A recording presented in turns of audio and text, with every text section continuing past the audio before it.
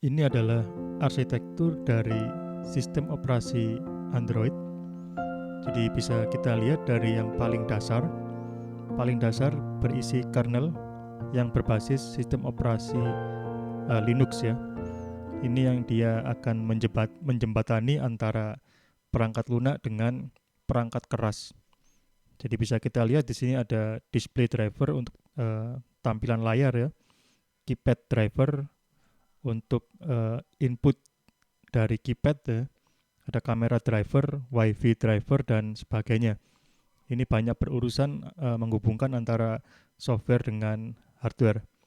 Kemudian di lapisan atas dari Linux kernel itu ada library atau pustaka yang dapat kita reuse ya, atau kita gunakan ulang. Jadi ini pustaka-pustaka misalkan OpenGL untuk grafis ya.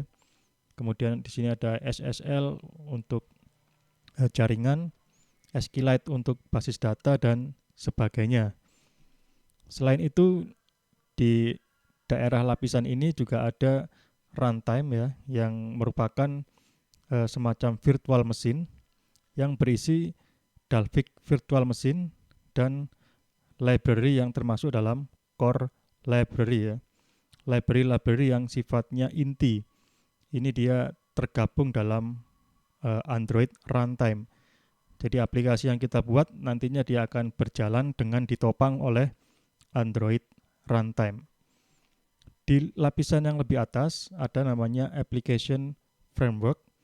Ini dia memiliki level abstraksi yang lebih tinggi daripada library ya. Jadi application framework dia juga memanfaatkan library. Antara lain application framework berisi activity manager, window manager, content provider, view system, ada notification manager dan sebagainya ya. Ini juga sama seperti library, ini dapat kita gunakan ulang atau kita reuse ya, dengan tingkat abstraksi yang lebih tinggi bila dibandingkan dengan library. Artinya kita akan lebih mudah jika kita mereuse pada level application framework. Kemudian yang paling atas, layar paling atas adalah application. Itu adalah aplikasi yang kita gunakan ya. Misalkan ada home, contacts, phone, browser, dan aplikasi yang kita buat atau yang saudara buat itu berada di sini ya. Jadi semakin ke atas layarnya, maka dia memiliki level abstraksi yang lebih tinggi ya. Kemudian semakin ke bawah abstraksinya semakin rendah. Layer yang di atas ini dia memanfaatkan layer yang di bawahnya ya. Jadi application memanfaatkan application framework.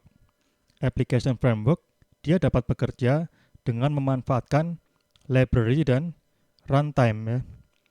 Library dan runtime dia dapat bekerja dengan memanfaatkan atau dibantu oleh kernel. Jadi yang atas itu bergantung dengan yang di bawahnya ya. Jadi ini adalah hierarki kebergantungannya. Layer yang atas ditopang oleh layer yang bawahnya ya.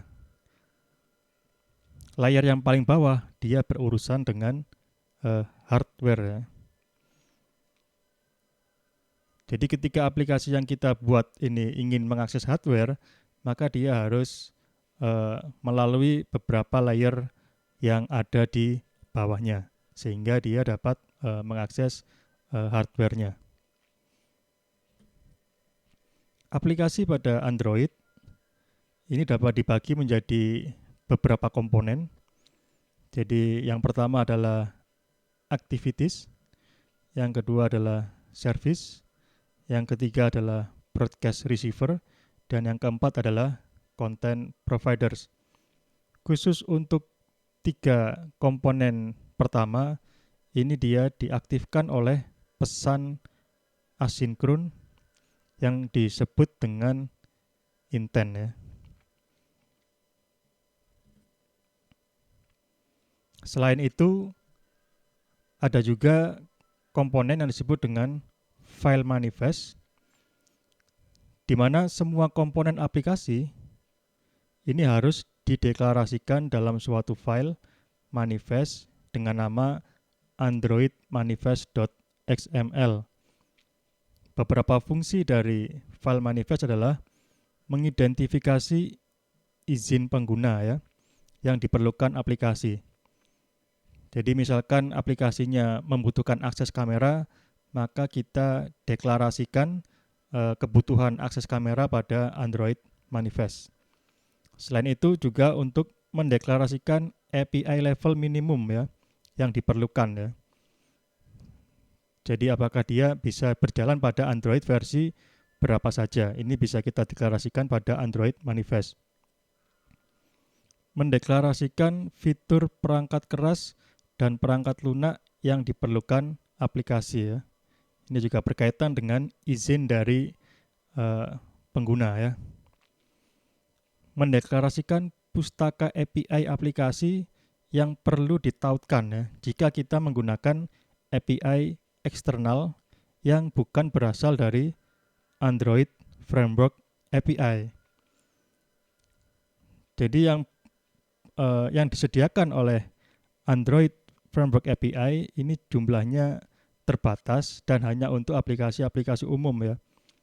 Ada kalanya aplikasi kita membutuhkan API yang spesifik yang tidak disediakan oleh Android Framework API, sehingga perlu ditautkan ya, atau di-include secara manual melalui file manifest ya. Ini contohnya adalah library Google Maps.